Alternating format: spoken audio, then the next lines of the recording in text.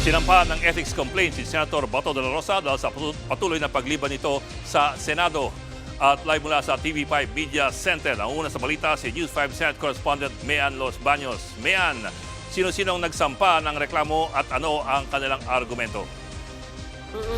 Bok, pinangunahan ng Huwag Kang Kukurap group o civil society group yung paghahain ng reklamo laban kay Senator Bato de la Rosa sa Senate Ethics Committee at hinihiling nila formal lang imbestigahan at aralin talaga ng Senado yung tungkol sa matagal ng pag-absent ni Senator Bato de la Rosa na umaabot na ng halos 3 buwan simula pa nung nag-resume yung session noong November at personal na pumunta yung ilang mga miyembro ng Huwag Kang Kukurap civil society group sa Senado para ihain yung reklamo na yan dahil Bok ang sinasabi nila kasabay ng pag-absent ni Senator Bato de la Rosa ay hindi rin niya na-perform yung kanyang trabaho sa Senado. At ang sinasabi nga rin nila dyan, malinaw na nagkakaroon ng pang-aabuso dun sa mga pribilehiyo at kapangyarihan na ibinigay sa kanya ng taong bayan nung siya ay nahalal bilang isang senador. At para sa kanila, hindi patas yung nangyayari dahil hindi pumapasok ng trabaho si Senator de la Rosa pero tuloy-tuloy yung kanyang pagsweldo. So Bok, narito yung bahagi ng pahayag ng ilan sa mga miyembro ng Huwag Kang Kukurap Civil Society Group. Ordinaryong manggagawa, kapag hindi ka nagpakita sa trabaho, tanggal ka sa trabaho, di ba? Same standard, same ethical standard po dapat ay nakikita natin sa mga nahalal natin na opisyal ng bayan, katulad ng isang senador. Dapat nga mas mataas pa yung standard natin sa mga officials kasi pondo ng bayan ang pinangsasweldo sa kanila.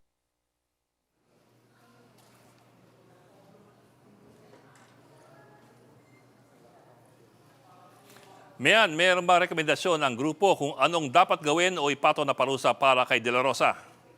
Siyempre, pinapasaubaya nila sa Senate Ethics Committee, ano ba yung pwedeng maging sanction, ano yung pwedeng kaparusahan kay Senator De La Rosa sa patuloy niyang pag-a-absent, kaya nga sinabi ko simula pa noong November. Pero nung tinanong si Professor Magno, ano yung tingin nila na pwedeng maging parusa, isa is yung suspindihin yung pagtanggap niya ng sweldo habang hindi nga siya nagpapakita sa Senado at hindi niya na-perform yung kanyang function. At isa pa ay pwede rin daw sanang suspindihin yung operasyon nung kanyang buong opisina. Ang sabi ni Professor Magno, hindi raw dapat kinukonsinti ng Senado ang matagal ng pag-a-absent ng kahit sinong senador. Narito ang bahagi ng payag ni Professor Magno.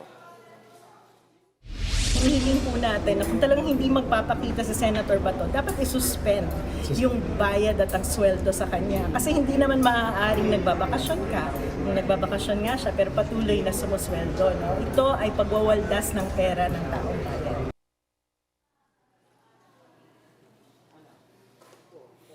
Pero Bok, under the rules nga, pwede bang suspindihin yung operasyon ng buong opisina ni Senator De La Rosa? Sabi mismo ni Senate President Tito Soto, siya mismo titignan niya yung reklamo na yan na isinampa laban kay Senator Bato de la Rosa kasi naniniwala siya, dapat talaga umpisahan na yung pagdinig, hindi lang doon sa reklamo laban kay Senator Bato de la Rosa, pero may 6 na kasi na ethics complaint na nakabinbin ngayon sa Ethics Committee, so dapat na raw talagang simulan yan. So tungkol doon sa parusa, ang sinasabi ni Senate President Soto, mukhang mas doable o mukhang mas posible yung parusa na isuspend yung pagpapasweldo kay Senator Bato de la Rosa.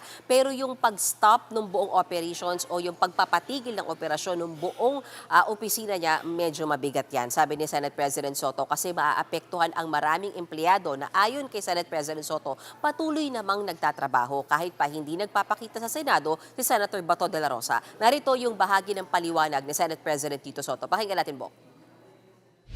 Maraming empleyado yun, nagtatrabaho yung mga empleyado, nagsasubmit sila ng mga bills, nagsasubmit sila ng mga komentaryo nila at ng mga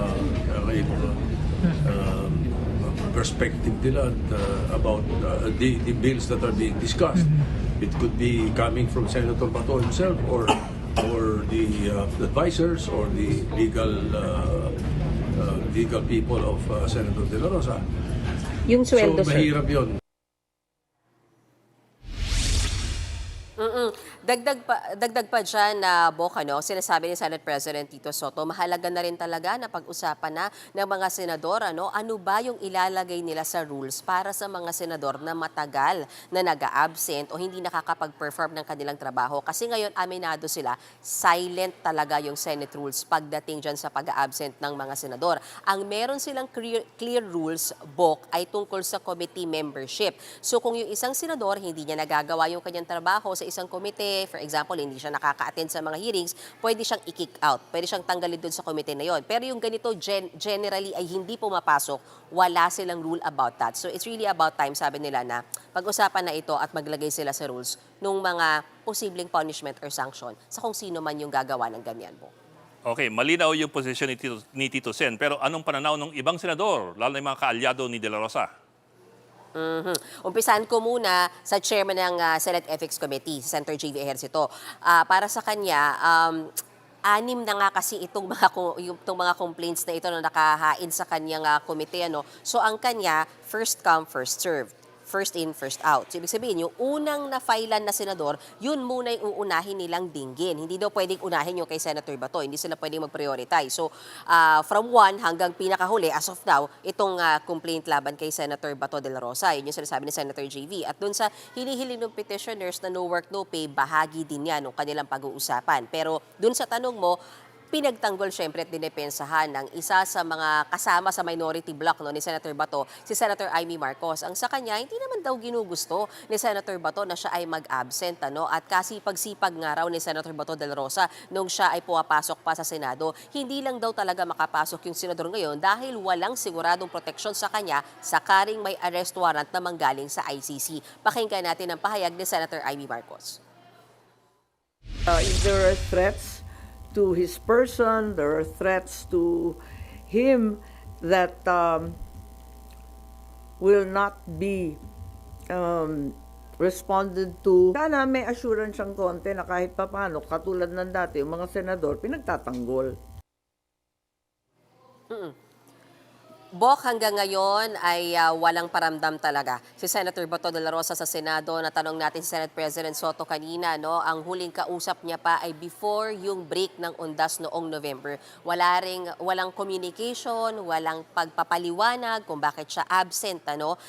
Pero sa isang Facebook post ng kanyang asawa na si Mrs. Nancy de la Rosa, ipinost niya yung picture ni Senator Bato de la Rosa. Of course, we don't know if this happened today, or baka kasi file picture ito, baka dati pang nangyari. Pero dun sa picture, makikita na nakaluhod at nagdarasal ni Senator Bato de la Rosa sa isang simbahan. So yan muna ang latest sa subject na ito, sa topic na ito, Bok.